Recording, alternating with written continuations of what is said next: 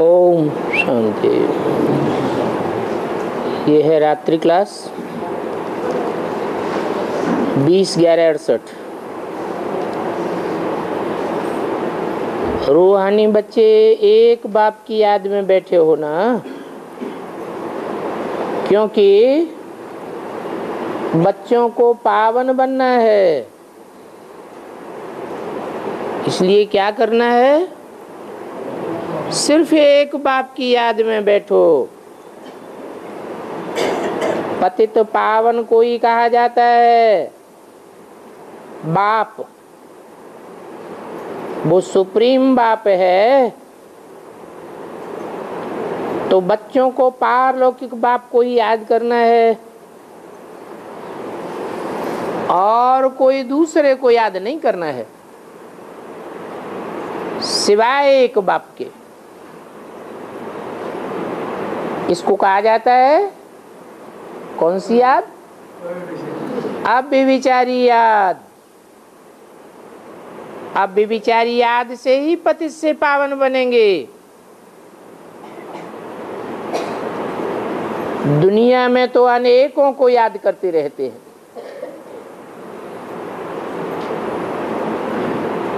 और ही पतित बनते रहते हैं।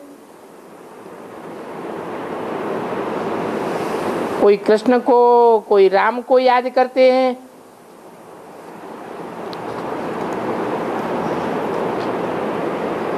बाप कहते हैं माम एकम याद करो।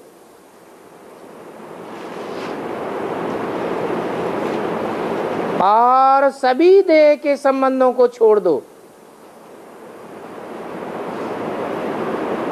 राम को याद करेंगे,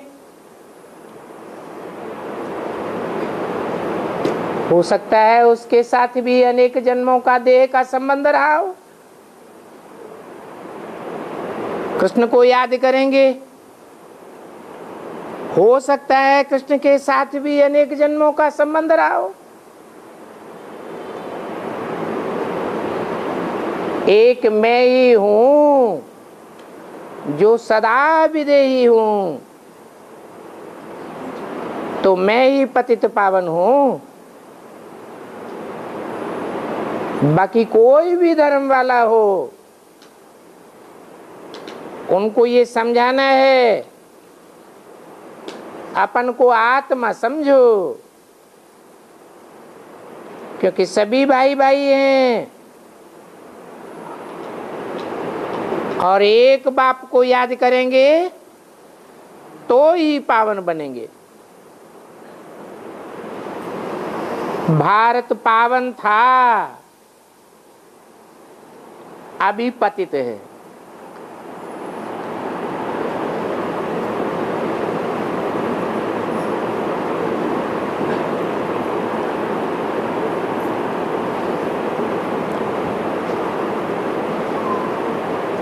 पतित भारत और पावन भारत अभी तो एक भी पावन नहीं है। पावन भारत में सब पावन ही पावन थे।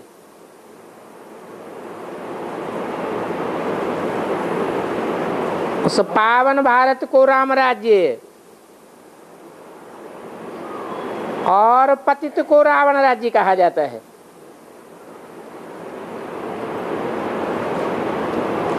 मनुष्य मनुष्य को पावन नहीं बना सकते। क्यों नहीं बना सकते?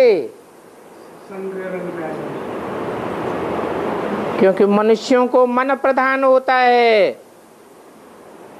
मन चंचल होता है।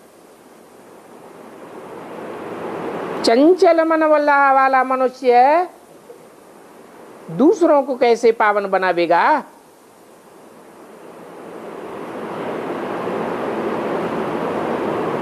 भगवान तो अमन है, सदा एक रस है। तो सर्व को पावन बनाने वाला, सर्व का सदगति दाता एक ही बाप है। अभी कलयुग पतित पुरानी दुनिया है। इस पतित दुनिया को विशियस वर्ल्ड कहा जाता है। विषय विकारों से भरी पूरी,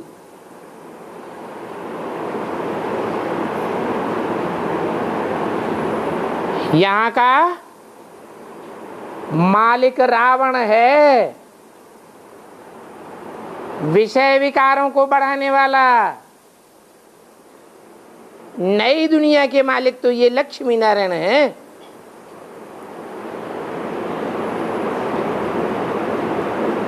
ये एक ही हैं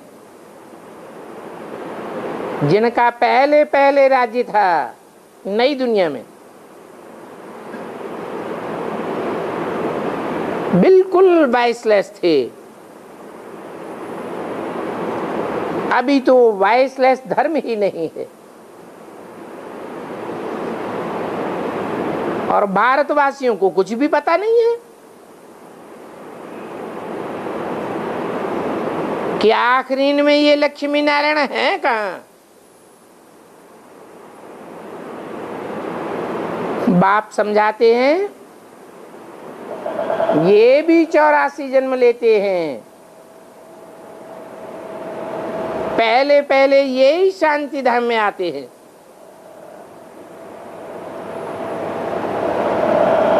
सतयुग को कहा जाता है सुखधाम।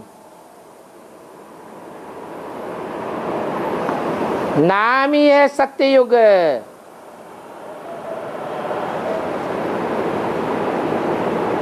तो जरूर सुख होगा। अभी है कलयुग, झूठ खंड, इसको रावण राज्य कहा जाता है। अनेक सिरों वाला है ना, अनेक मुखों वाला है। सच्चाई तो एक होती है, झूठ अनेक प्रकार का होता है।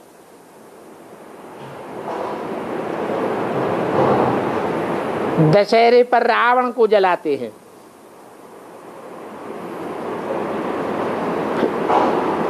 जरूर इन 10 सिरों का हरण हुआ होगा। इन्होंने हार खाई होगी।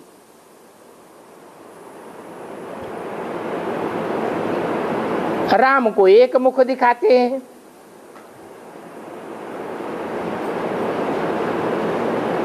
जरूर एक होगा। कोई कोई दुकानदार होते हैं, कहते हैं एक ही दाम, टलते नहीं हैं। सच्चाई पर अडिग रहने की बात है ना।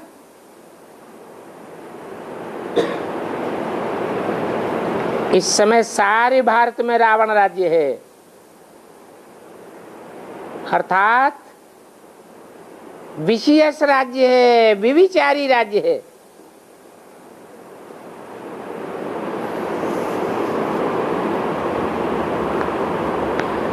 रावण के 10 सिर है ना।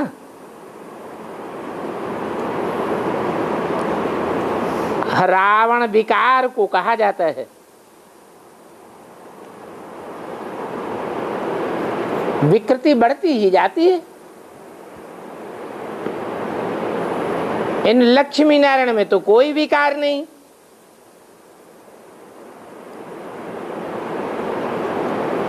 अभी पतित गृहस्थ धर्म,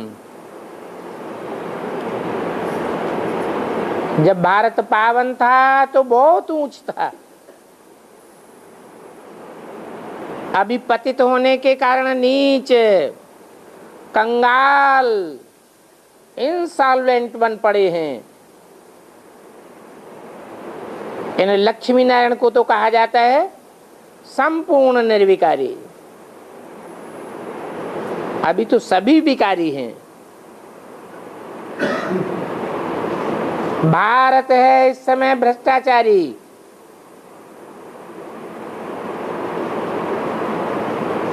यथा राजा रानी तथा प्रजा। सतयुग में तो सभी मालिक थे, वो नई दुनिया बाप ही स्थापन करते हैं, और वो एक ही बाप है जो पतितों को पावन बनाने वाला है।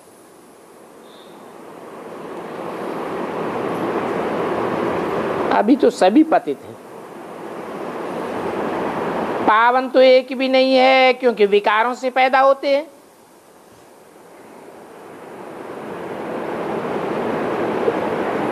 इन्हों को कहा जाता है संपूर्ण निर्विकारी।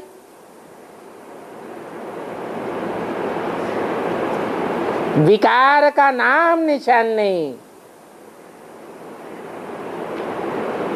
इनके संपूर्ण रूप का नाम है Vishnu. No wish at all. भारतवासी ये बातें नहीं समझते हैं,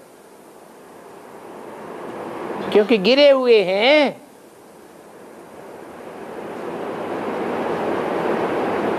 राम राज्य होता है तो यथा राजा रानी तथा प्रजा, दैवी स्वभाव वाले।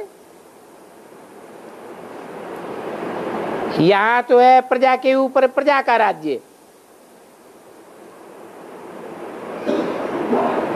तो सब प्रजातंत्र राज्य को आसुरी राज्य कहा जाता है। वो है ईश्वरीय राज्य। ईश्वर एक है, प्रजा के रूप तो अनेक हैं। जो आसुरी रावण राज्य स्थापन करते हैं, वो है एक ईश्वर जो ईश्वरीय राज्य स्थापन करते हैं। तो अभी बाप कहते हैं माम एकम याद करो।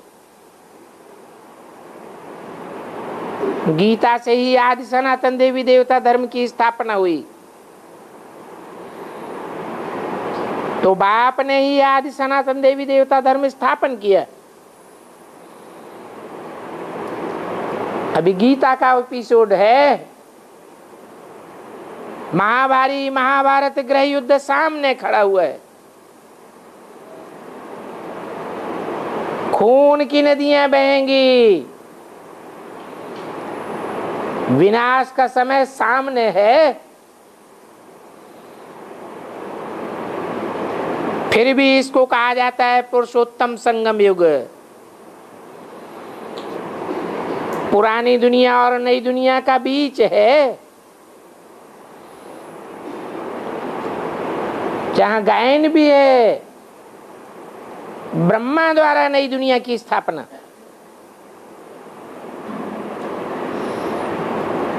नई दुनिया में लक्ष्मी नारायण का ही राज्य होता है। जब इनका राज्य होता है तो और सभी धर्म खत्म हो जाएंगे। अभी विनाश नजदीक है, परंतु विनाश होने से पहले पावन जरूर बनना है, नहीं तो पाप आत्माओं की लिस्ट में आ जाएंगे। और जो पाप आत्माओं की लिस्ट में आ जाएंगे तो बहुत सजाएं भोगनी पड़ेंगी। तो बाप कहते हैं पापों को भस्म करने के लिए मुझ बाप को याद करो। मैं एक ही बाप हूं जो सदा पाप रहित हूं। बाकी तो सब पापात्माओं की लिस्ट में आ जाते हैं।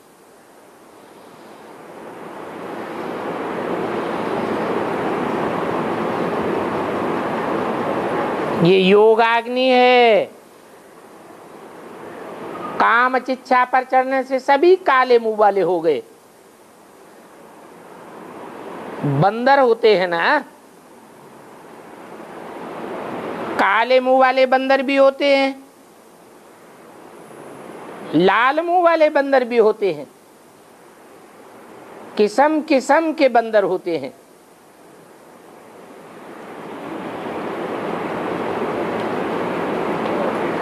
अभी तो 5 विकारों वाले बंदर हैं,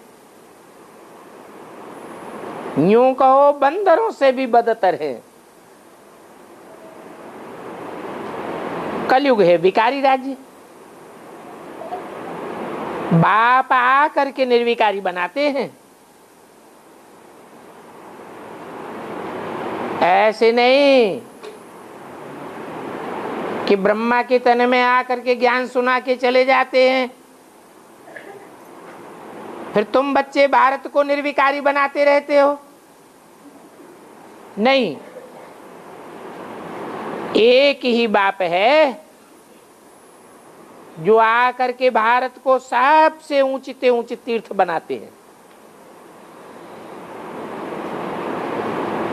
और बाप को सर्व की सद्गति करने के लिए भारत में ही आना पड़ता है।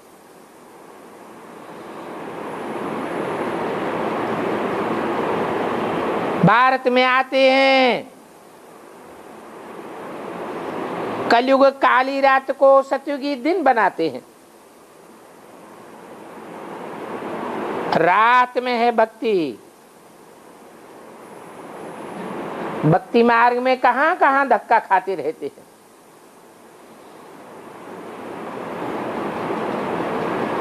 इन धक्के खाने से तुम्हारी दुर्गति हुई है। अभी पुरुषोत्तम संगम युग है, अभी तो धक्के खाने की शूटिंग नहीं करना चाहिए। अभी भी धक्के खाते रहेंगे क्या? ये तो जानते हो एक ही बाप सद्गति दाता है, वो ही ज्ञान का सागर है।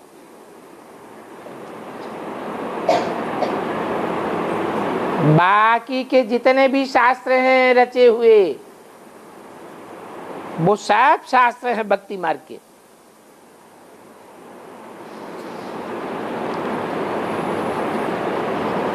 वास्तव में ज्ञान के शास्त्र तो होते ही नहीं है। बाप बैठिए सभी बातें समझाते हैं।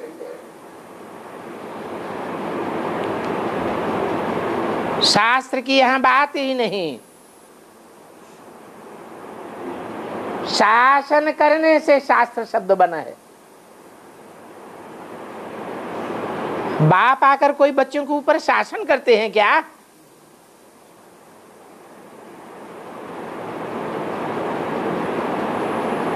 एक दूसरे के ऊपर शासन करने की प्रवृत्ति तो देहधारी मनुष्यों की होती है, देह अभिमानियों की होती है। बाप तो सदैव आत्माभिमानी है।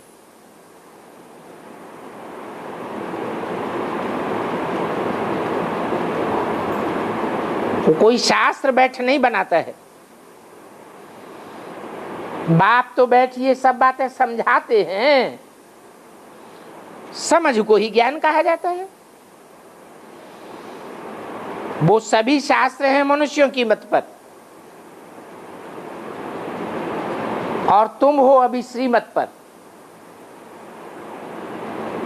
जानते हो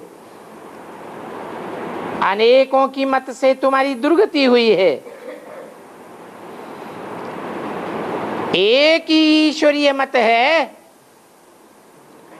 और एक ही ईश्वर है जिसकी मत से सद्गति होती है।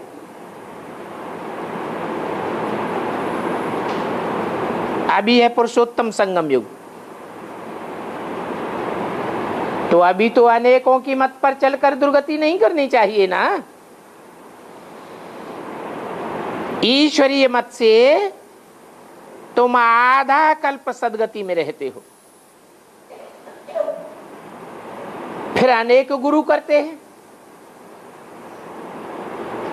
उस युग को कहते हैं द्वैतवादी युग। द्वापर 2 से 4, 4 से 8, कितनी मतें होती जाती हैं। घर घर में हर स्त्री का पति गुरु हो जाता है।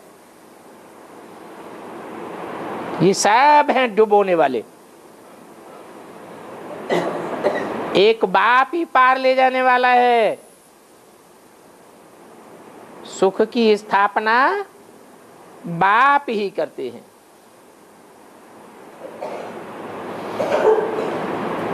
शुद्ध संबंध की स्थापना करते हैं बाप और बच्चे, आपस में भाई भाई। संगम युग में होते हैं भाई भाई, सतयुग में बनेंगे भाई बहन। राम राज्य सतयुग त्रेता दोनों को कहा जाता है।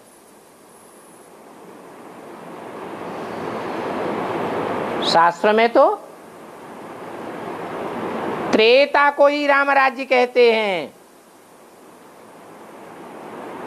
वो शास्त्रवादी जानते नहीं हैं कि सतयुग की स्थापना भी किसके द्वारा हुई। राम ही सतयुग की स्थापना के निमित्त बनता है, तो सतयुग को भी राम राज्य कहें। द्वापर और कलयुग को कहा जाता है रावण राज्य।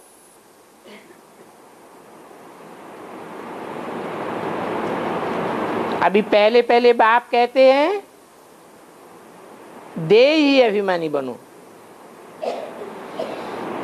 आत्माभिमानी बनना है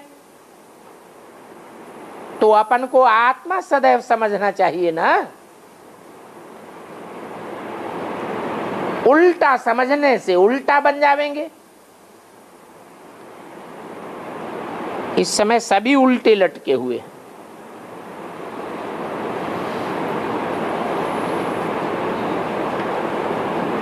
होना चाहिए सीधा।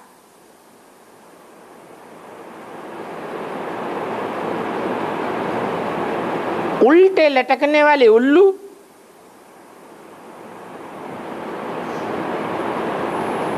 सीधे बनेंगे तो ऊपर जाएंगे। तो अल्लाह अर्थात ऊंचा बनना चाहिए ना। तो होना चाहिए पहले आत्मा, पीछे शरीर। आत्मा कहती है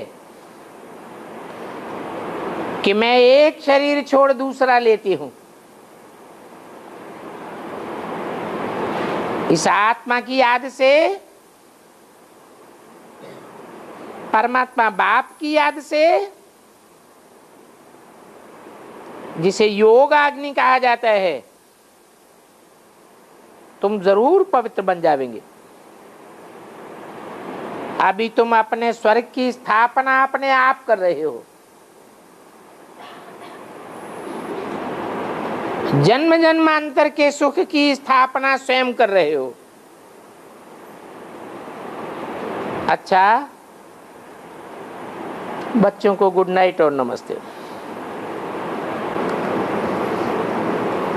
आज का प्रातः क्लास है 21/11/68। रूहानी बाप रूहानी बच्चों को समझाते हैं।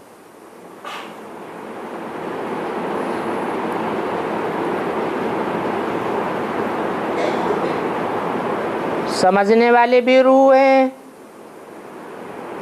समझाने वाला भी रूह है। जो देह अभिमान में रहते हैं वो इन बातों को समझ नहीं पाते। पहली पहली बात समझाते हैं, हे रूहानी बच्चे, मुझे रूहानी बाप को याद करो। और तो सब है जिस्मानी बाप। अभी तुमको मिलता है रूहानी बाप।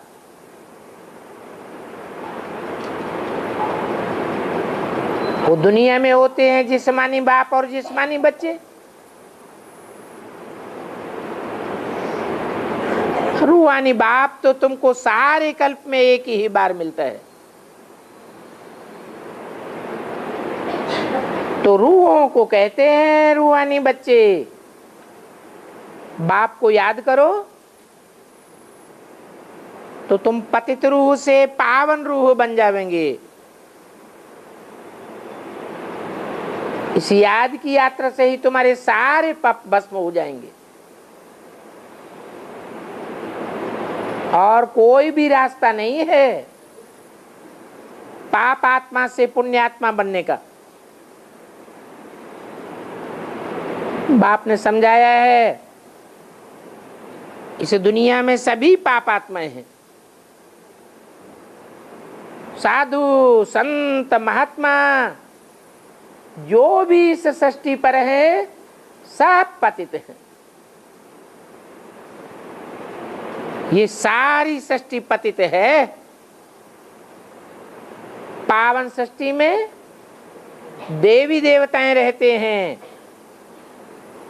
पतित सृष्टि में मनुष्य रहते हैं। पुरानी सृष्टि को पतित दुनिया,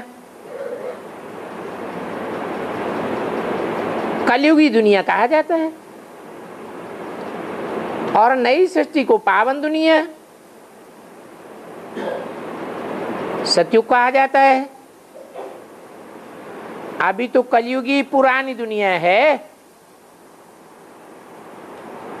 सत्ययुग को स्वर्ग और कलयुग को नरक कहा जाता है।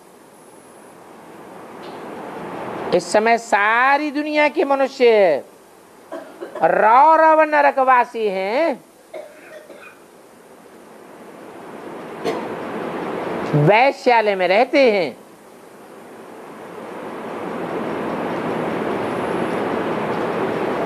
सत्युग को कहा जाता है शिवालय।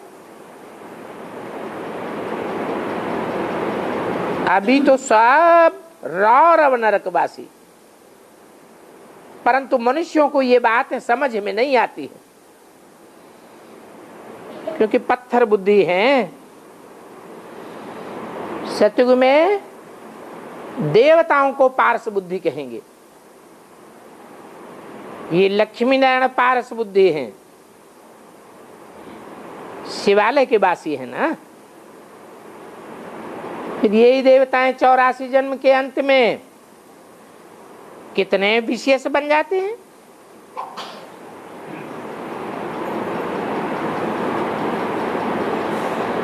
अभी सभी वैश्यालय के निवासी हैं।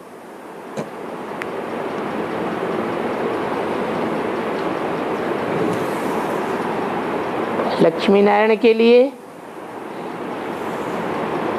84 जन्मों के अंत में पतित विशेष क्यों कहा?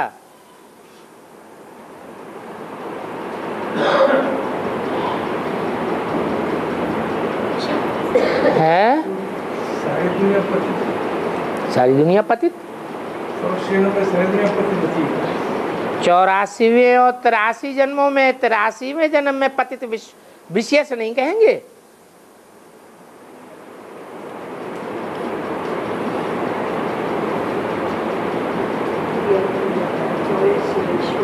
कहेंगे जो ऊंचते ऊंचे लक्ष्मी नारायण हैं वो 84वें अंतिम जन्म के अंत में ही ऊंचते ऊंचे पतित और विशेष बनते हैं।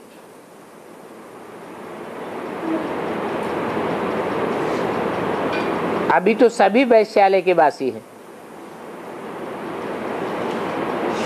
इन लक्ष्मी नारायण को तो काप कोई विशेष मनुष्य हाथ भी नहीं लगा सकता।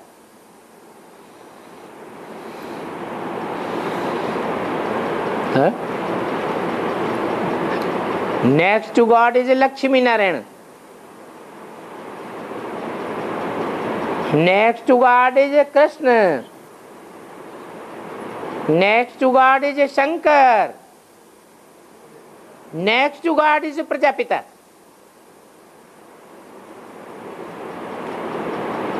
तो इनमें से कौन है जिसको पतित मनुष्य हाथ लगाते हैं?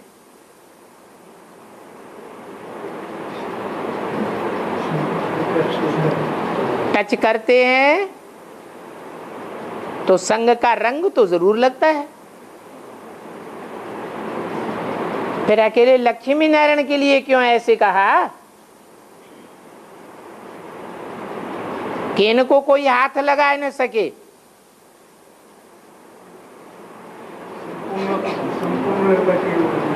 है लक्ष्मी नारायण वो भी सतयुग के नहीं,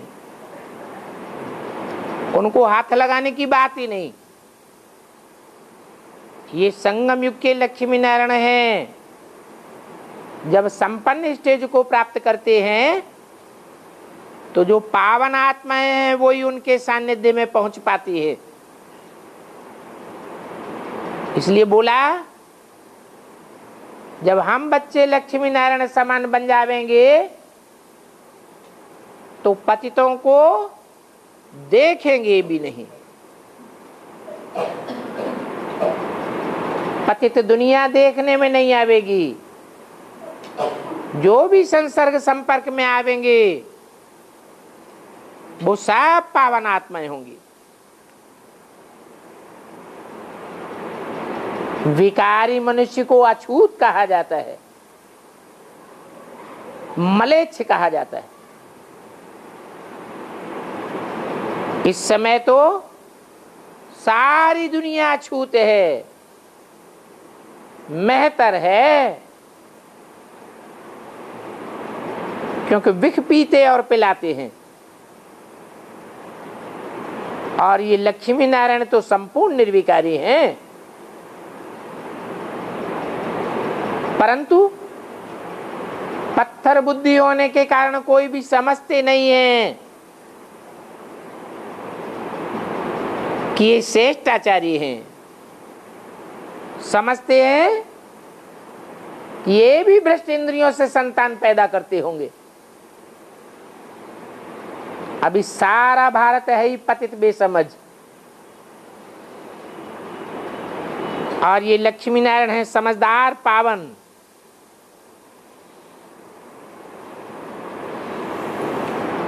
कभी कहते हैं लक्ष्मी नारायण बुद्धू है, कभी कहते हैं लक्ष्मी नारायण पावन है, समझदार हैं, तब तो विश्व के मालिक हैं। तो दोनों बातों में सही बात कौन सी है?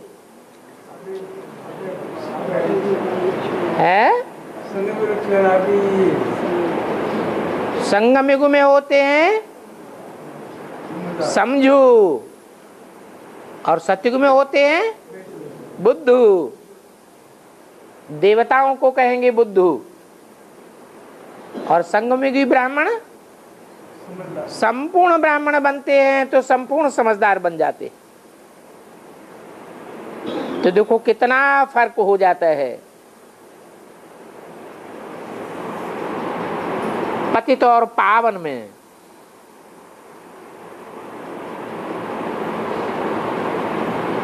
कब से पतित पना शुरू होता है? द्वापर से। द्वापर से जो पतित पना शुरू होता है वो देखने में आता है। ऐसे नहीं कि सतयुग त्रेता में नीचे नहीं गिरते हैं, नीचे तो गिरते हैं, नहीं तो कलाएं कैसे कम होती हैं। संग के रंग में आने से नीचे गिरते हैं, और वहां ऊंचते ऊंच का संग तो है ही नहीं, है नहीं। तो जो भी हैं देवताएं सब नंबरवार पुरुषार्थ अनुसार है।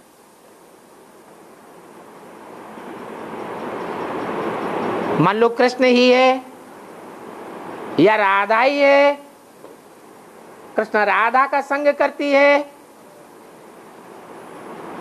श्रेष्ठ इंद्रियों से ही संग होता है, वहां भ्रष्ट इंद्रियों का तो संग होता ही नहीं। तो भी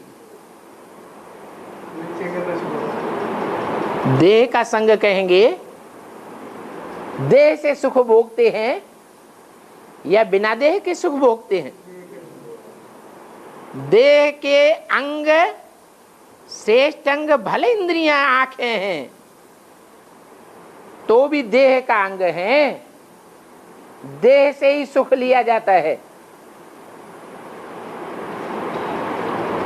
परम धाम में कोई सुख नहीं होता। क्यों? क्योंकि वहां देह 5 तत्व होते ही नहीं हैं।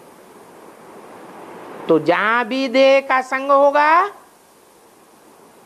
कुछ न कुछ नीचे गिरना जरूर होता है।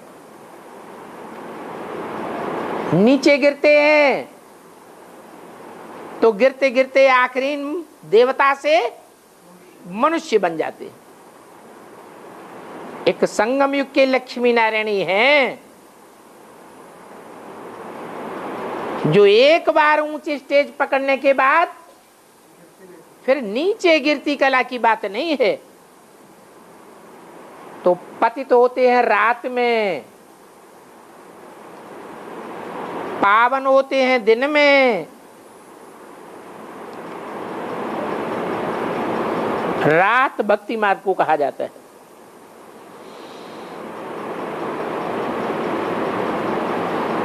रात में क्या देखने में आता है?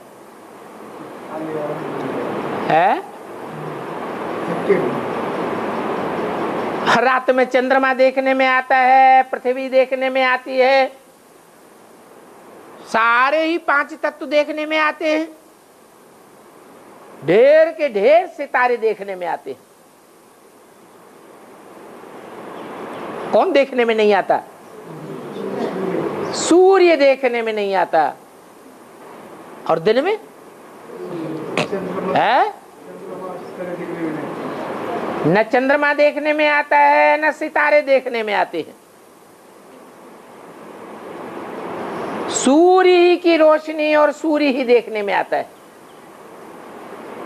पृथ्वी देखने में आती है परंतु सारी पृथ्वी सूर्य की रोशनी से आच्छादित हो जाती है।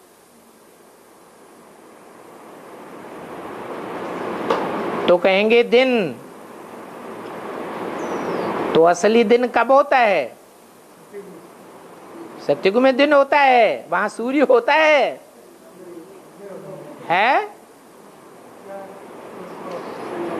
वहां एक ही सूर्य होता है। संगम युग ही है जहां सारी दुनिया में एक सूर्य की रोशनी का प्रभाव पड़ता है। आखिरीन सारी दुनिया एक सूर्य से प्रभावित हो जाती है। अभी इस पुरानी दुनिया में तो अनेक गुरुओं के पास मनुष्य धक्का खाते रहते।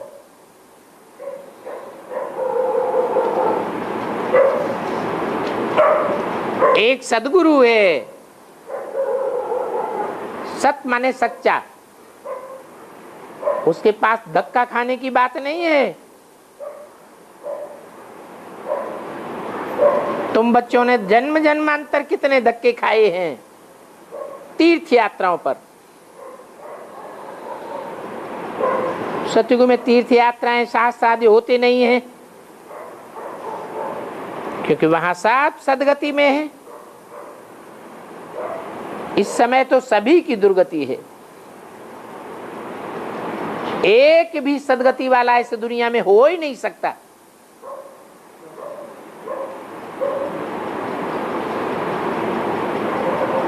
नहीं हो सकता है। इस दुनिया की बात, इस दुनिया वालों की बात कही, वो तो इस दुनिया का है ही नहीं। न राम न कृष्ण न कोई भी ग्रेट फादर, सब दुर्गति में है। दुर्गति का मतलब क्या है? कैसी गति है? दुष्ट गति है। मन के जो संकल्प हैं वो कोई के भी 100% शुद्ध नहीं है। कुछ न कुछ अशुद्धता आती जरूर है। दुष्टता आती जरूर है, दुख देने की वृत्ति पक्की जरूर है। तो अभी सभी दुर्गति में है, एक भी सदगति वाला यहां हो ही नहीं सकता। जब सदगति होती है तो सतयुग में एक भी दुर्गति वाला नहीं होता। जो सदगति वाले होते हैं वो पवित्र होते हैं,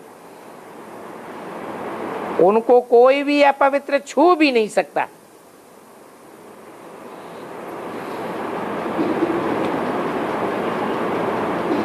लक्ष्मी नारायण के मंदिर में जावेंगे तो देखेंगे बाउंड्री लगी रहती है, कोई भी उनको छू न सके। कहां की यादगार? संगम युग में जब लक्ष्मी नारायण वाली आत्माएं संपूर्ण स्टेज को पहुंचती है तो पतित आत्माओं के संग के रंग से दूर हो जाती है।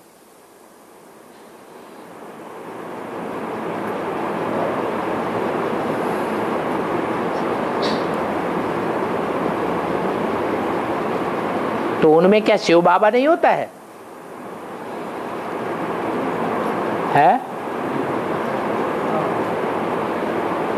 उस समय उनमें शिव बाबा होता है या नहीं होता है? होता है। अरे शिव बाबा तो होता है, उसे क्या दरकार किसी से डरने की कि संग का रंग लग जाएगा। शिव बाबा को संग का रंग लगता है क्या? नहीं। और जितनी मनुष्य आत्माएं हैं, देव आत्माएं हैं, चाहे राम हो चाहे कृष्ण हो, चाहे लक्ष्मी ही क्यों न हो, क्या कन्याकुमारी ही क्यों न हो, उसको भी संग का रंग लगता जरूर है। इसका मतलब कि संगम युग में जो लक्ष्मी नारायण संसार में प्रसिद्ध होंगे उनमें शिव बाबा होगा या नहीं होगा? है? उनमें शिव बाबा होने की क्या दरकार है? शिव बाबा पतित तन में आता है या पावन तन में आता है? पतित तन में आता है। तो लक्ष्मी नारायण के मंदिर में कोई भी बाउंड्री के अंदर जाकर के लक्ष्मी नारायण को छू भी नहीं सकता, परंतु जो दूर से दर्शन करने वाले हैं वो आपन को पवित्र पतित नहीं समझते। ये नहीं समझते कि हम मूत पलिती हैं और ये पावन है। इस सारी दुनिया में मूत पलितियों को बाप ही आकर के स्वच्छ बनाते हैं। तो बुद्धि में पक्का रखना चाहिए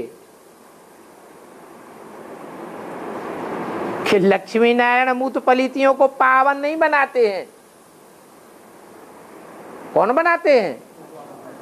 शिव बाबा ही पावन बनाते हैं। मलिच्छों को यह भी पता नहीं है।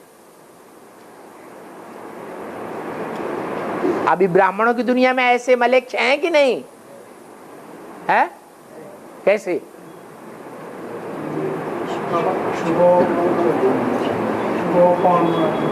कोई राम को पकड़ लेते हैं, कोई कृष्ण ब्रह्मा को पकड़ लेते हैं, ब्रह्मा को ही भगवान समझ लेते हैं।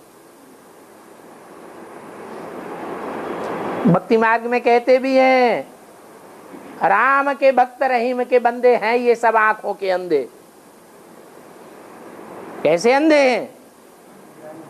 हैं?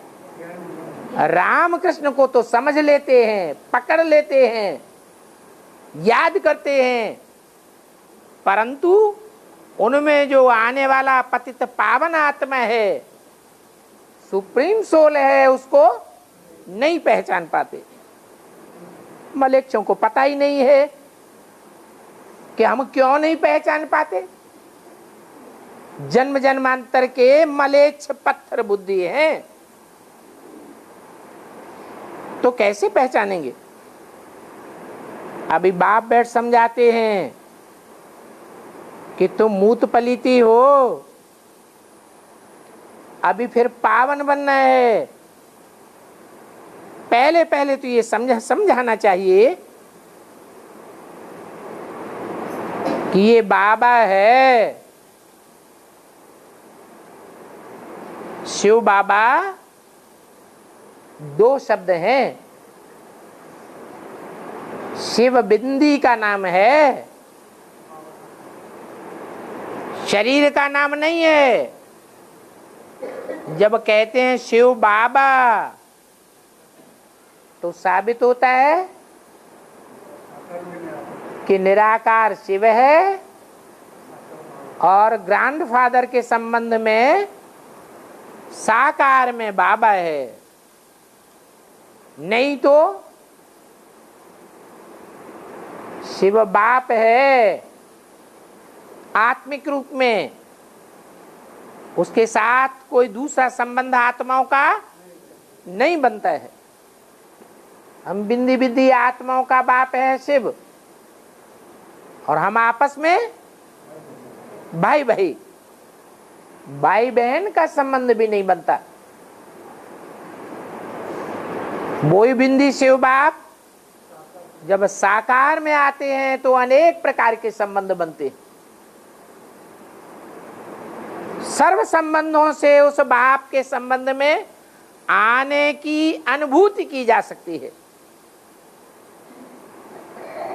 तो पहले पहले ये समझाना चाहिए कि वो हमारा शिव बाबा है। ये कोई विद्वान पंडित आचार्य नहीं जानते हैं। ये शिव बाबा कोई विद्वान पंडित आचार्य नहीं है, ये तो हमारा बाबा है। वो हमारा सुप्रीम बाप भी है, सुप्रीम टीचर भी है, क्योंकि हमको पढ़ाते हैं। पढ़ाई पढ़ाने के आधार पर हमारा टीचर है। फिर बाद में सभी को सदगति में ले जाएंगे तो सदगुरु भी है। तो supreme father, supreme teacher, supreme preceptor भी है। बाकी तो जो भी पंडित विद्वान आचार्य हैं वो सब पतित हैं, क्योंकि सबका आदि क्या है? जो आदि सो अंत। आदि में पतित पने से पैदा होते हैं तो अंत में भी पतित हैं, मध्य में भी पतित हैं। भले साधु हो, महात्मा हो, परंतु जो देवताएं हैं उनको हाथ नहीं लगा सकते, क्योंकि सब मलेच्छ हैं। इसलिए भक्ति मार्ग में संगम युग की यादगार बनाई जाती है कि लक्ष्मी नारायण के मंदिर में बाउंड्री लगा देते हैं।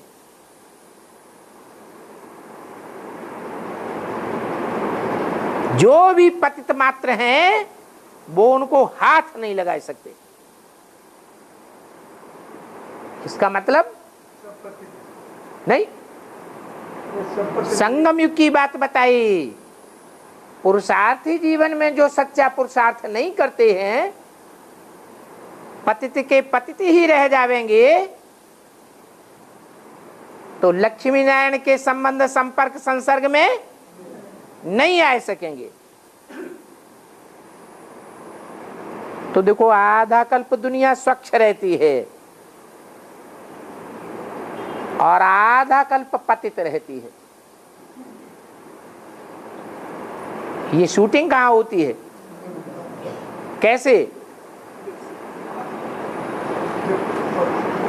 बाप आते तो उस टाइम जितना जितना हम श्रीमत पर चलते हैं प्रैक्टिकल जीवन में, उतना उतना पावन पने की शूटिंग करते हैं। सुख की शूटिंग करते हैं, और जितना श्रीमत के बरखिलाफ चलते हैं प्रैक्टिकल जीवन में, उतना पतित पने की शूटिंग करते हैं। इसलिए सभी कहते हैं हे पतित पावन आओ। आओ क्यों? जब एक बार आ गए ब्रह्मा के तन में, सारा ज्ञान सुना दिया, ज्ञान अर्थात समझ आ गई, तो याद करो आने की क्या दरकार? बना करके जाना है। हाँ, पतित बना के जाना, धत्तड़ की नहीं, पतित आदमी को पावन बना करके जाना है। है? पतित मनुष्य को पावन बना करके ही जाना है बाप को। फिर सारी दुनिया को पतित से पावन क्यों नहीं बना के जाता? जो सब बाप के नहीं बनते है।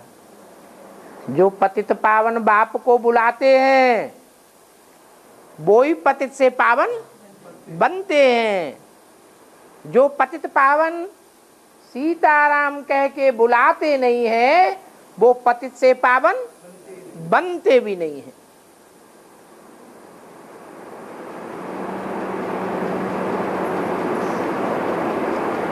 सतयुग की जो राधा कृष्ण हैं, वो बुलाते हैं, है? सतयुग में जन्म लेने वाले राधा कृष्ण अथवा उनकी आत्माएं संगम युग में राधा कृष्ण, वो राम सीता को या भगवान को, पतित पावन को बुलाते हैं? नहीं बुलाते हैं, क्योंकि जानते ही नहीं है। तो प्रैक्टिकल में बुलावेंगे कैसे?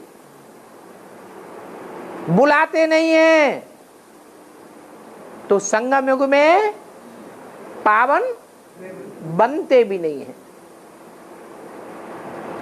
सतयुग में जाकर उनकी आत्मा तो पावन बनेगी, लेकिन संगम युग में उनका शरीर पावन नहीं बन सकता। गायन क्या है? नैया मेरी पार लगाओ। अर्थात बात तो तब है जब बिठैया के साथ साथ आत्मा है बिठैया, तो बिठैया आत्मा के साथ साथ ये जीवन रूपी नैया भी पार लग जावे, शरीर भी पार जावे। इस आत्मा के संसर्ग में, संपर्क में, संबंध में रहने वाली पहली चीज कौन है?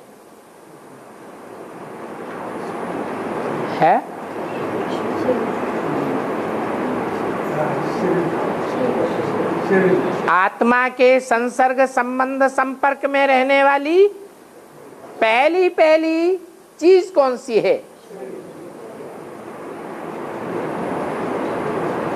शरीर। तो जो इतने संसर्ग में, संपर्क में, संबंध में जन्म जन्मांतर रही, उसका कल्याण नहीं होना चाहिए, है? उसका तो पहले कल्याण होना चाहिए। इसलिए गायन है नैया मेरी पार लगाओ।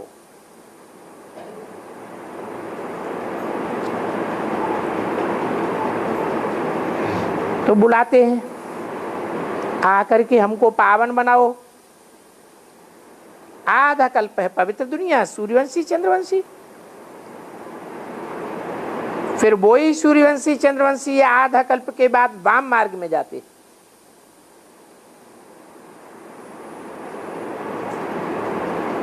वाम मार्ग में जाते हैं माने पहले दाएं मार्ग में थे। दायां हाथ शुभ सूचक होता है। सृष्टि चक्र में कौन से युग दाईं ओर हैं और कौन से युग बाईं ओर हैं? सतयुग त्रेता है दाईं ओर और द्वापर कलयुग है बाईं ओर। तो द्वापर कलयुग से जो भी धर्म आते हैं, जो भी धर्म पिताएं आते हैं, वो सब वाम मार्ग में ले जाने वाले हैं, उल्टे रास्ते में ले जाने वाले हैं। खुद भी उल्टे रास्ते में जाते हैं और भारतवासियों को भी उल्टे रास्ते में ले जाते हैं। फिर देवताएं भी विकार में जाने लगते हैं। कार माने कार्य, विकार माने विपरीत कार्य। जो कार्य करना चाहिए, जिसके करने से कल्याण हो सकता है अपना भी औरों का भी, वो कार्य नहीं करते। क्या करते हैं? जिससे अपन को भी कमजोरी महसूस होती है, अपनी आत्मा भी नीचे गिरती है, अपना शरीर भी तंदुरुस्त से बीमार धीमार बनता जाता है। ऐसे ऐसे कार्य करते हैं तो नीचे गिरते जाते हैं। इसकी मत पर वही जो अनेक धर्म गुरु ऊपर से आए, धर्म पिताएं आए, सारी सृष्टि को बरगला लेते। तो देखो, भगवान ने जिनको देवता बनाया, नर से नारायण, नारी से लक्ष्मी बनाया, वो देवताएं भी पावन बनकर नहीं रह पाते। क्या? अरे भगवान ने बनाया है, भगवान तो सदा सत्य है ना, तो उसकी बनाई हुई चीज तो सदा सच्ची रहनी चाहिए, सत्य ही रहनी चाहिए। झूठ क्यों हो जाती है?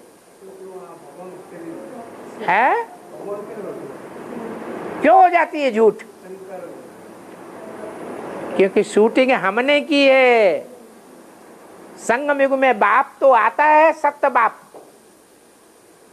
बताता है,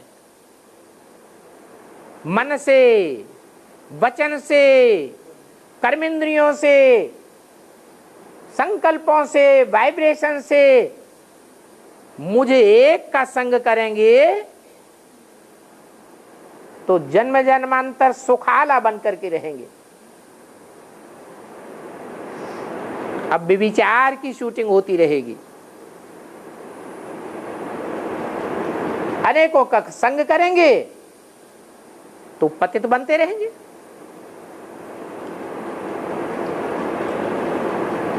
तो भगवान तो सत्य है, लेकिन गड़बड़ कहां है? हमारे खुद अंदर जो उस सत्य का संग लेने वाले हैं, वो नंबरवार पुरुषार्थ अनुसार है।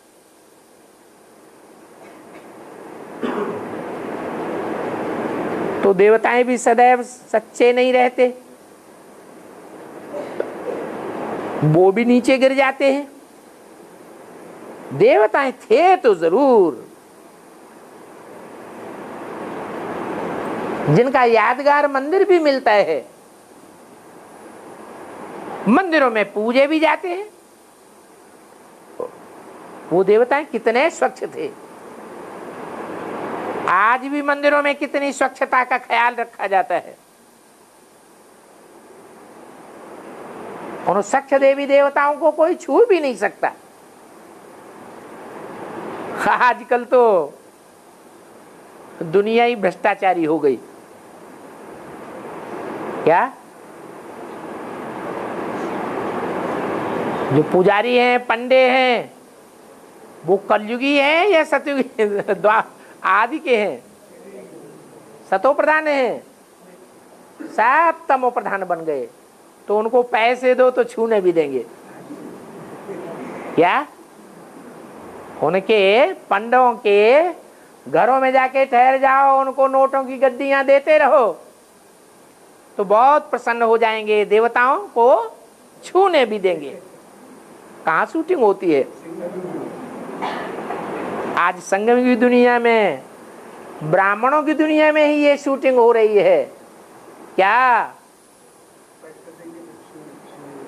जो उन देवी देवताओं के नजदीक रहने वाले पंडे पुजारी हैं, रख रखाव करने वाले हैं, कोई ज्यादा पैसा देता है तो उनको नजदीक बैठने देंगे, नहीं तो गरीब होगा तो दूर दूर करते रहेंगे। देखो कितना करप्शन बढ़ गया है। ये रिश्वत सभी से जास्ती इन साधु संतों में है।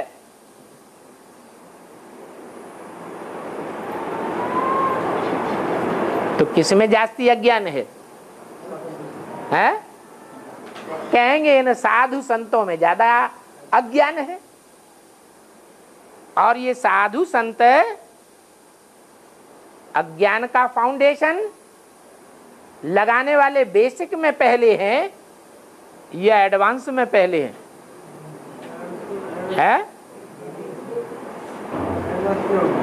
एडवांस में पहले हैं। और राजा राम भाई भी ऐसा करते होंगे। बेसिक पहले या एडवांस पहले? बेसिक पहले। तो ये साधु संत महात्माएं नोटों की गड्डियां लेकर के बहुत करप्शन फैलाते हैं। ये थोड़ा ही देखते हैं ये ज्ञानी तू आत्मा है, ये योगी तू आत्मा है, ये भगवान के नजदीक होना चाहिए। क्या देखते हैं? उनकी बुद्धि में ज्ञानी और योगी देखने में आता है या पैसे वाला देखने में आता है? पैसे वालों को देखते हैं। पैसे वाले होंगे तो उनको आगे आगे बैठावेंगे, गरीब होगा तो उसके को कोई ध्यान नहीं देंगे। तो देखो ये करप्शन इन साधु संत महात्माओं में जास्ती है, जो अपन को ईश्वर कह करके अपनी पूजा कराते रहते हैं। ऐसे पूजा लेने वालों को ही हिरण्याकश्यप कहा जाता है। शिवो हम कहते हैं ना, समझते हैं हम ही भगवान हैं, हम ही नई दुनिया बनाने वाले हैं, हम ही पतितों को पावन बनाने वाले हैं। और माइया, ये माइया जाकर के उन पर दूध चढ़ाती हैं, फूल चढ़ाती हैं, फल चढ़ाती हैं। अरे देखो शिव हम भी कहते रहते, फिर कह देते ईश्वर सर्वव्यापी है। तो ये बाप बैठ समझाते हैं, कोई भी मनुष्य मात्र को ऐसे नहीं कह सकते। कैसे? शिवो हम कैसे नहीं कह सकते? भगवान नहीं कह सकते। ऐसे तो हो ही नहीं सकता कि मनुष्य बाप भी हो, टीचर भी हो और सदगुरु भी हो। ये सभी बातें एक बाप ही आकर के समझाते हैं। ये एक ही बाप का पार्ट है कि वो जन्म देने वाला बाप भी है, वर्षा देने वाला बाप भी है, समझाने देने वाला टीचर भी है, और मन बुद्धि की सदगति करने वाला सदगुरु भी है। ये भी बाप की पहचान है। बाप कहते हैं मैं सर्व का सदगति दाता हूं। फिर भी देखो हम मुझे कोई भी नहीं जानते हैं। विद्वानों को इतना भी पता नहीं है कि गीता किसने सुनाई। एक तरफ विद्वान पंडित आचार्य कहते हैं भगवान निराकार है, भगवान अजन्मा है, जन्म मरण के चक्र से न्यारा है। दूसरी तरफ कहते हैं कृष्ण ने जन्म लिया माता के गर्भ से। कृष्ण की मृत्यु हुई बहेलिये के तीर से। अब बताओ, जन्म मृत्यु के चक्र में आने वाला भूलने वाला होगा या स्मृति दिलाने वाला होगा? जो भी जन्म मरण के चक्र में आते हैं वो सब अपने पूर्व जन्म की स्मृति को भूल जाते हैं। भगवान बाप ही ये बात कह सकते हैं क्या? हे पुरुषार्थ का अर्जन करने वाला अर्जुन, तेरे जन्मों को मैं जानता हूं क्योंकि मैं अजन्मा हूं। बाकी जो भी मनुष्य मात्र हैं सब जन्म मरण के चक्र में आने वाले। जन्म मरण के चक्र में आने के कारण अपने पूर्व जन्मों की बात को सब भूल जाते हैं। मैं तेरे अनेक जन्मों को बताने वाला हूं। तो देखो, विद्वानों को तो इतना भी पता नहीं है क्या कि गीता ज्ञान किसने दिया? साकार ने दिया या निराकार ने दिया? और निराकार देगा तो कैसे देगा? गीता में भले एक शब्द जोड़ दिया है, प्रवेश तुम, मैं प्रवेश करने योग्य हूं, परंतु फिर भी समझते नहीं है कि वो कैसे प्रवेश करके आता है। एक व्यापी बन करके आता है या सर्व में प्रवेश करके आता है?